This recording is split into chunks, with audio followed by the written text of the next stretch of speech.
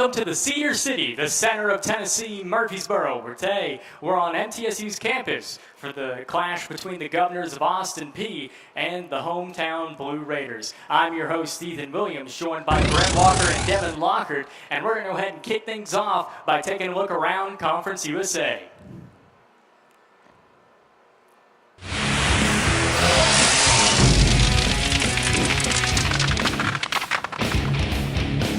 The days are getting shorter, the weather is getting cooler, and classes are back in session, which means it's college football time once again. Though the 2024 season feels like it was just yesterday, much has changed in a year's time, and Conference USA is no exception. 2 new members and a herd of new coaches make the now 12-team league look a lot different than it did when Jacksonville State won the trophy last December. Before the rest of the nation kicks off, get caught up with a quick trip around the USA. Stop if you've heard this before. Conference USA is adding new teams. For the third straight year, USA welcomes newcomers to not only the conference, but the FBS as a whole. Delaware joins the league, coming off 25 years in the Coastal Athletic Association. The Blue Hens racked up 6 national championships from 1946 to 2003. However, their main claim to fame might just be that they're the only university to produce a Super Bowl MVP quarterback and a United States president with the same first name, Joe Flacco and Joe Biden. Former Missouri Valley Conference member Missouri State is the other program joining the ranks in 2025, though the Bears lack the historical pedigree of the Blue Hens with no national title to their name. They return to quarterback Jalen Clark. Clark finishes the league's passing leader in 2024 and is 645 yards ahead of second place. While adding new programs to the mix, CUSA will also see many new faces on the sidelines this fall. 1/3 of the league's team will have first-year head coaches, including reigning champion Jacksonville State, Sam Houston, FIU, and Kennesaw State. Of the incumbents, 7th-year Western Kentucky head coach Tyson Helton is by far the longest tenured, while the rest of the league has coaches in their 4th season or less. If there's one thing for certain in the evolving landscape of CUSA, is that the league may be as unpredictable as ever.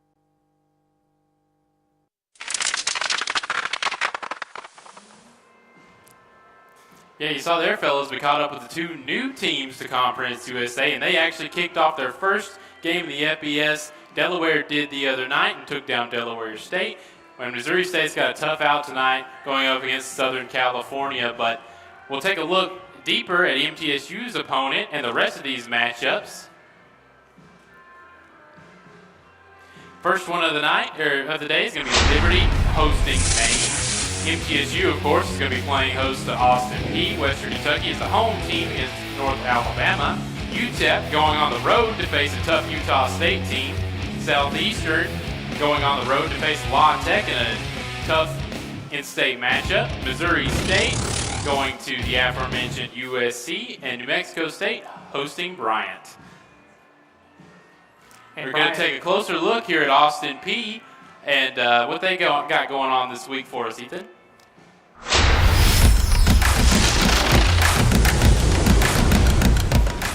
For today's clash, we find 2 schools in similar situations. Both Middle Tennessee and Austin Peay coming off losing seasons, with second-year head coaches eager to start the season strong with a win. Austin Peay and their young head coach, Jeff Ferris, are going to try to establish the run early.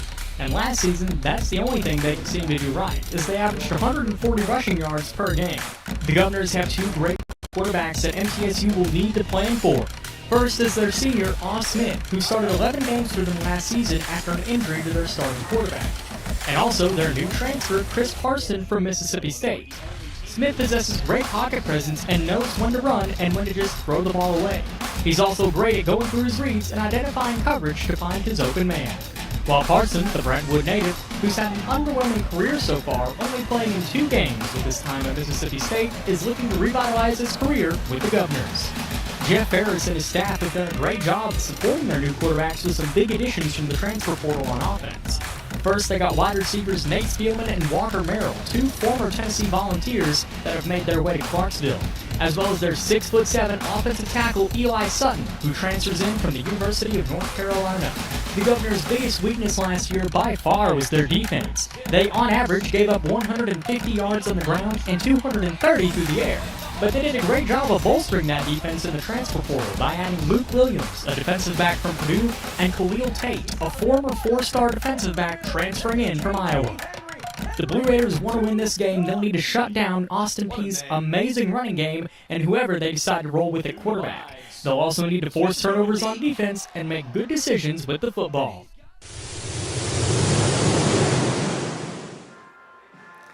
And it was announced that Parson, the transfer from Mississippi State, will be the starter in today's game. But talking with the coaching staff, they expect both quarterbacks to play. Parson, a great runner, horrible arm.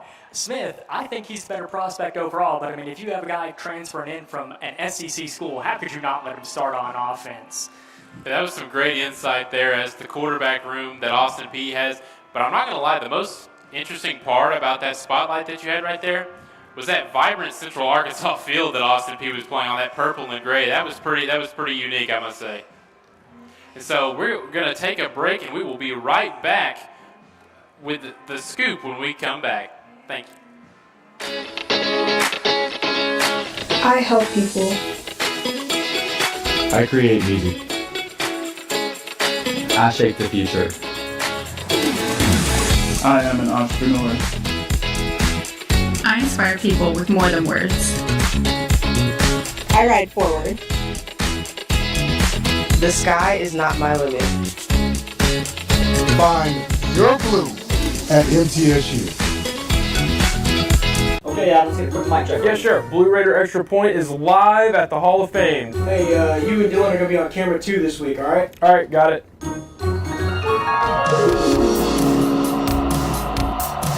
Lightning! Hey, Lightning! You can come watch us. Oh, is that Lightning? Hey, even better, why don't you come join us? Oh, hey, Lightning, what's up? Better yet, you can take Noah's spot. The new host of Blue Raider Extra Point, the one, the only Lightning.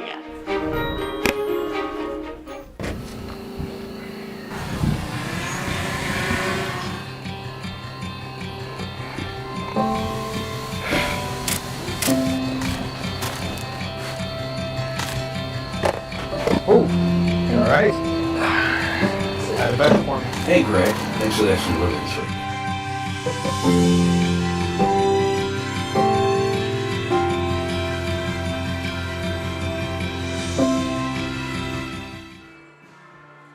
Welcome back to the beautiful campus of MTSU, where we're live from the Grove here for Blue Raider Extra Point. This week, our main man right here, Mr. Devin Lockhart, sat down with some Austin Peay media to give us the inside scoop on the Governors.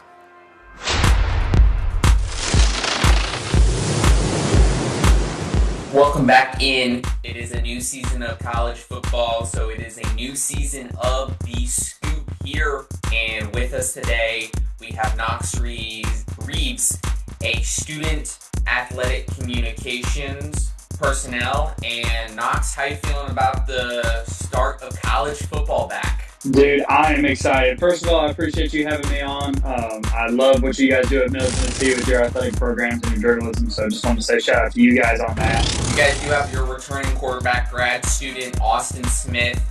And what can we see from him and the Austin Peay Governor offense? When you're talking about quarterback play this year, the expected starter is actually not Smith. It is Chris Parsons, a transfer quarterback from Mississippi State, actually a hometown kid from Brentwood High School, from Brentwood, played at Ravenwood High School. When you're talking about a few of his companions and his weapons, you'll talk about his number one target. It's going to be Walker Merrill, another Brentwood kid, if you can see a trend here. On the defensive side of the ball, your defensive back got named preseason all-conference. How can the returning guys step up in that leadership role and teach the new guys? Well, I'll tell you, so there's a few guys that are returning. We only returned 2 starters on defense. Everyone knows that. We lost a lot. The captain of this defense is Ellis Ellis, who talked about a preseason all-conference selection. Last season was a fantastic defensive back for the Governors. Another returner to watch is Kinston Reeves. Well, Knox, thank you for taking the time and spending it with us here on the Scoop. Be sure to tune in next week for another edition of The Scoop, and until next time. Well, up next, the Blue Raiders put in a new facility, and that will help them off the field. We have a Blue Raider spotlight on the new facility for you.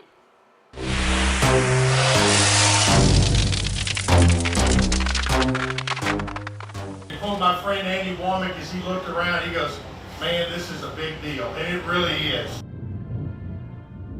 Middle Tennessee football looks to improve on the field this year, but the Blue Raiders took some huge steps off the field when it comes to the entire athletic department.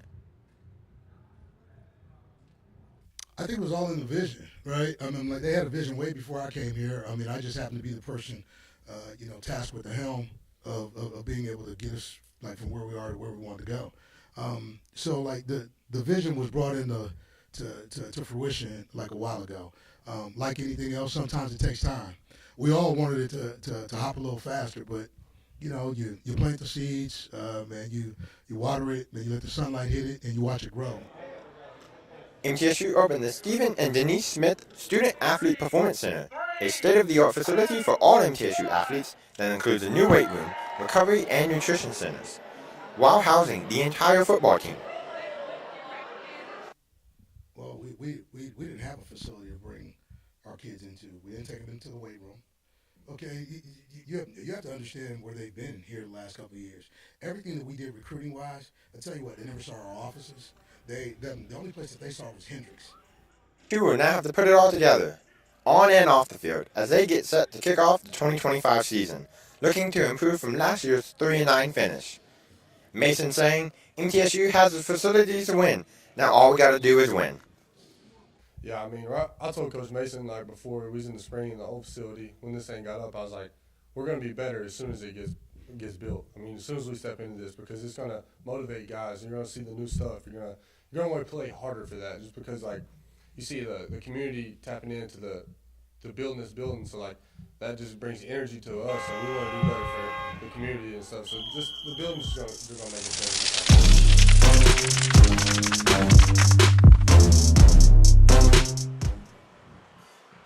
And be sure to stay tuned right here on Blue Raider Extra Point, because coming up we have a very special guest going to be joining us, as well as our picks for some of the games going on around the Conference USA. Stay tuned right here, Blue Raider Extra Point.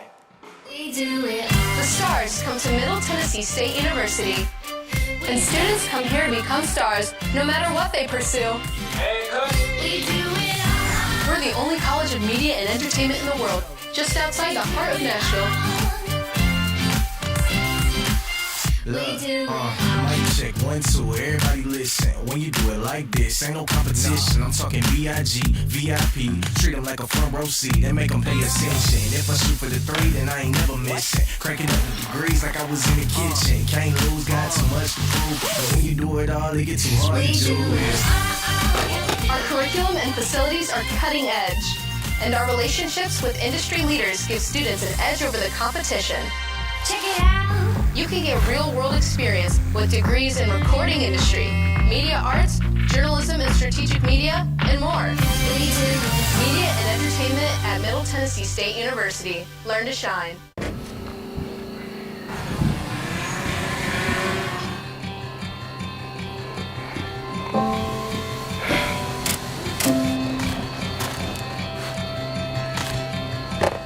Oh, all right. Hey Greg, thanks for that extra living this week.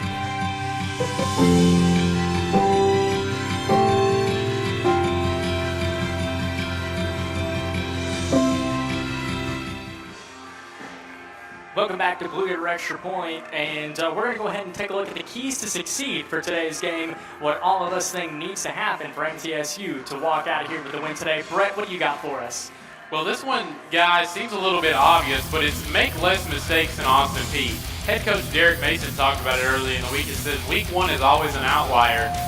It's typically the team that wins the game is the one that makes the least mistakes. So, and MTSU certainly had a lot of those last season, so they'll want to avoid that. Secondly, they're going to want to play all 4 quarters. If you remember the Tennessee Tech game from last season, the Blue Raiders started out hot. They were 21-0 before the half, and they kind of like fell asleep and let the Golden Eagles crawl back into that one. So you're going to have to play a full game if you want to avoid a scare like you did last week 1.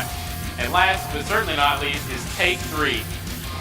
Defensive coordinator Brian Stewart talked about it earlier in the week, that in the offseason he employed a take 3 mentality where he wanted his defense to get 3 turnovers in every practice, and they only had 10 all of last season, so we'll see if they're able to do that effectively.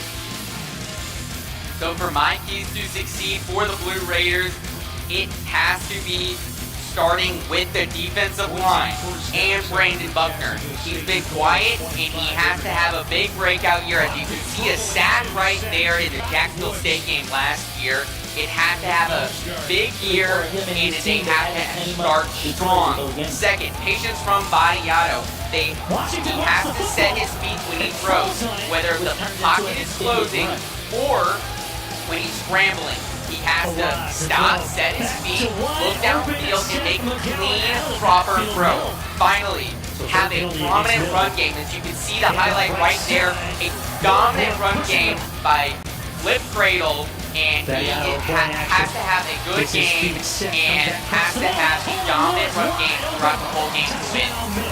I agree with you there, Kevin. I think if the Blue Raiders want a chance of winning this game, they're going to have to move the football north and south.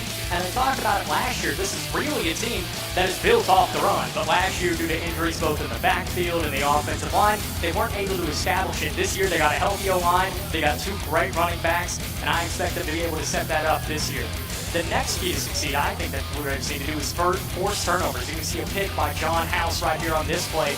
The Blue Raiders only had 10 turnovers all last season. Brett talked about it too, but their defensive coordinator is really emphasizing not just the interceptions, but also forcing fumbles, fumble recoveries, all stopping them on 4th down, turnover on downs. And that's something the Blue Raiders are really going to have to do.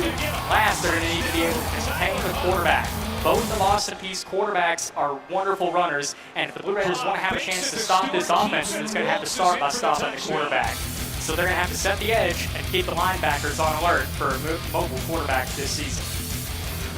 And now we're going to toss things over. We're going to take a look here. We have a special guest. This is Calvin White, the sports editor for Main Street Clarksville, and an MTSU alum. Calvin, how's it feel to be back here at Walnut Grove? It feels really good. I appreciate you guys inviting me onto the show today. I had a really good 4 years here at MTSU, and I'm really excited to be back for this old school OVC rivalry between Austin Peay and MTSU today. And you're up in Clarksville. You're a lot closer to the university than we are. What can you tell us about Parsons getting the start over Smith for today's game? Yeah, Austin Smith, who's expected to be Chris Parsons' backup, he wasn't even the starting quarterback going into last season. He lost the starting job to Mason Garcia. Mason Garcia got knocked out for the season in that first game against Louisville. And so he had to kind of take over the rest of the year. But I just don't think that you bring in a guy like Chris Parsons from the SEC down to the FCS level and don't expect him to be your starting quarterback. And what else can you tell us to expect from this Austin Peay offense? Last year, the only thing they could really do correctly was running the ball. What can we expect to see that today as well? Yeah, I think you'll see a heavy mix on offense. Corey Richardson is one of the lone returning running backs from last season. Have a whole bunch of new weapons on the outside in terms of receivers. Only 2 returning starters on defense, so I think there's about 65, 70 new players in the Austin Peay roster. So it's going to be kind of a figure-it-out day for Austin Peay. And real quick here, what can you tell us about this defense? Ellis Ellis Jr., one of the only 2 returning starters on defense. What's another big name we should look out for real quick? Davion Hood's the only other starter from last year's defense. He's going to suit up at linebacker for Austin Peay. Those 2 are going to be kind of the leaders on that defense today for the Governors. All right, and be sure to stay tuned here to Blue Raider Extra Point, because coming up, we have our picks for some games around Conference USA. Stay tuned. I help people. I create music. I shape the future. I am an entrepreneur. I inspire people with more than words. I ride forward. The sky is not my limit. Find your blue at MTSU. We do it. The stars come to Middle Tennessee State University. And students come here to become stars, no matter what they pursue. We do it. We're the only college of media and entertainment in the world, just outside the heart of Nashville. Look, mic check, 1, 2, everybody listen. When you do it like this, ain't no competition. I'm talking B.I.G., VIP. Treat them like a front row seat and make them pay attention. If I shoot for the 3, then I ain't never missing. Cranking up the degrees like I was in the kitchen. Can't lose, got too much to prove. But when you do it all, it gets too hard to do it. Our curriculum and facilities are cutting edge. And our relationships with industry leaders give students an edge over the competition. Check it out. You can get real-world experience with degrees in recording industry, media arts, journalism and strategic media, and more. Media and entertainment at Middle Tennessee State University. Learn to shine. Welcome back to Walnut Grove here at Middle Tennessee State University. As we start closing out the show, we're about to have the most fun segment of the show, and that's the picks. We're going to start with you, Calvin. First game we're looking at today is UTEP versus Utah State. Probably the most even of the four games we're going to see today. Who do you got now? Yeah, UTEP's got former Austin Peay head coach Scotty Walden. He was kind of known for his explosive offenses in his time in Clarksville. UTEP's got former five-star quarterback Malachi Nelson going to suit up. They've got Kenny Odom and Cam Thomas both suiting up at wide receiver, all conference performers. I like the UTEP Miners to get it done today. Yeah, not to just riff off of what Calvin said here, but I think I'm going to go with UTEP as well, because you look at what they did at the end of last season. They really struggled under first-year head coach Scotty Walden, coming from P, like Calvin said. But I think they've done enough in the offseason. Obviously got Malachi Nelson, like Calvin mentioned. So I like them in the upset over Utah State here, and I think UTEP's going to do some things a lot better than they did a year ago. Not so fast, my friend. A little bit of a Lee Corso reference here on the Blu-ray. And I think Utah State will get the win. Issue for me is UTEP has too many questions. Their quarterback issue. They had issues last year. They have even more this year. They have only a couple guys returning on offense. Their defense stayed the same pretty much. Didn't access the transfer portal as much as they should have. But I really do believe that Utah State will defeat the Miners because they have too many questions and UTEP has to figure it out. And I'm going to go with UTEP here just because if you look at both these teams and what they did in the portal and what they did in recruiting, neither one of them got a lot of talent in recruiting, and a lot of them lost more players into the portal than what they got out of it. But if you just look at raw talent, Utah State is the 6.5-point favorite, but UTEP just has better talent overall, I believe, than the Aggies. So my pick today is for the UTEP Miners. Our next game, starting back with you, Calvin, once again. And of course, they're going to run on first down. Oh, a little trickery here. They're going to do an end around, and it's going to be a first. One of the premier teams at Conference USA for a long time. Kind of along with Western Kentucky and all those teams that have kind of spent a long time at the top of the conference. They do have a first-year head coach, which I think gives Southeastern Louisiana the advantage here.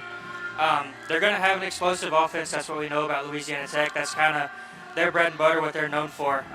But I think that the head coaching experience advantage between the two teams is going to give Southeastern Louisiana the advantage here, so I'll go with Southeastern Louisiana. Yeah, I guess I'm going to have to go keep the Conference USA train rolling in this one. I'm going to go La Tech in this one. They kind of similar to a lot of the teams. Similar to a lot of the teams last year, they came on late in the year and were able to take down MTSU, of course, in midseason, and I really like what they had going on at the end of last year, and I'm taking them over Southeastern. Yeah, and they were dominant in most of the Conference USA games later in the season, but couldn't get the job done, couldn't get to the championship game, but most of the guys are returning, and they have that senior and graduate veteran leadership, both as the inside linebackers and Mike and Will, and the quarterback. So give me Louisiana Tech. I'm also going to take Louisiana Tech. It's a FBS-FCS matchup. Louisiana Tech lost a bit of talent this offseason, but I do think that they just have better talent overall than Southeastern, and I expect them to have a much better record overall. So my pick is Louisiana Tech. Heading to our next pick, this one is Missouri State, the newcomer to the conference, versus the University of Southern California. And Calvin, what do you have for that one? Yeah, Lincoln Riley's been one of the premier head coaches in college football for a long time, kind of going back to his time at Oklahoma. So I think this game's just going to come down to the sheer talent difference. Lincoln Riley's kind of been up and down over in Southern California over his tenure there, but I just think the talent difference is too great. I'm going to go USC in this one. Yeah, and I'd love to go 3 for 3 with my Conference USA picks, but looking at Missouri State today, going against one of the premier teams in college football, I'm just not able to do it. I think as the year goes on, Missouri State, they're going to bring a lot of good things in their first year in CUSA. I really like Jacob Clark. He led the Missouri Valley in passing yards by a wide margin last year, over 600 yards. So I think Missouri State's going to be a formidable foe in the conference, but I just can't pick them over Southern California today. Yeah, USC is dominant, but I think there are too many question marks with Lincoln Riley. He'll be on the hot seat. Not only that, I think USC will welcome in Missouri State for the FBS opponent for the first time, and they'll cakewalk, and they think it will be easy, but I think Missouri State will eke out a win by 3 points or less. So you think you're picking the Bears in this one? I am. My take today is I think that the Trojans are going to take down the Bears. The Trojans are going to go bear hunting, big game hunting today. The Bears weren't really that amazing of a team at the FCS level. Now they're moving up to the FBS level and playing a Power 4 opponent. Yeah, Lincoln Riley has had some up and down games at USC, but I don't think he's ever lost to a glorified FCS opponent. So I'm going to take the Trojans in this one. I'm going to take them by probably a 30-point win over the Bears. And now we're going to head into our last pick today, which is the game we're here to see. It is MTSU versus Austin Peay. Calvin, who do you got? I am going to take MTSU in this one, but I do think it'll be a lot closer game than a lot of people think. Both teams have a lot of questions going into the season. About 65, 70 new players on both squads going into this year. A lot of people look at that FBS, FCS classification difference. I think it's going to be a big blowout for MTSU, but I think MTSU pulls it out, but it's a lot closer than people think. Yeah, and I'm with Calvin on this one. I'm going to go ahead and go with MTSU in this one, but I think Austin Peay is doing a lot of really good things, and they're going to do more good things under second-year head coach Jeff Ferris. But you look out at this weather that we've got here today. It's beautiful outside. You rewind to a year ago. Things kind of got gloomy for MTSU late against Tennessee Tech, and I think they understand what happened a year ago, and I don't think they let that happen again. I think MTSU takes a less than 3-score victory over the Governors today. Yeah, I agree with you. MTSU will take this win over Austin Peay, and I think it will be a decent margin of a score as Austin Peay is still trying to figure something out from the Governors. And Middle Tennessee has a lot of returners and is pretty dominant. And on November 13th, 1993, Lee Corso, who retired today, put on a hat as the first ever game day that was away. So I have a hat here for MTSU. And I take the Blue Raiders as well, but I think the leadership of this team, Parker Hughes, Nick Vadiato, some of the guys that were on this team last year, I think that they understand what happened last year. They understand what went wrong. They got to see it, and they will not allow that to happen again. I'm taking the Blue Raiders by 50 over the Austin Peay. Whoa. Now, and so, as we close the show out here, be sure to check us out at MTN Sports on YouTube, at MTN Sports 1 on X/Twitter, at Middle Tennessee News on TikTok, and _MTN Sports on Instagram. I've been your host, Ethan Williams, joined by Brett Walker, Devin Lockhart, and Calvin White. And well, for us and everyone else who's been able to make this show a possibility, we'll see you at the game. Blue Raider Extra Point is live at the Hall of Fame. Hey, you and Dylan are going to be on camera too this week, all right? All right, got it.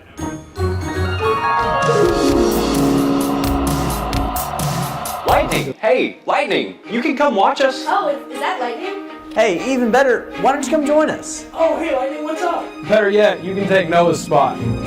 The new host of Blue Raider Extra Point, the one, the only Lightning.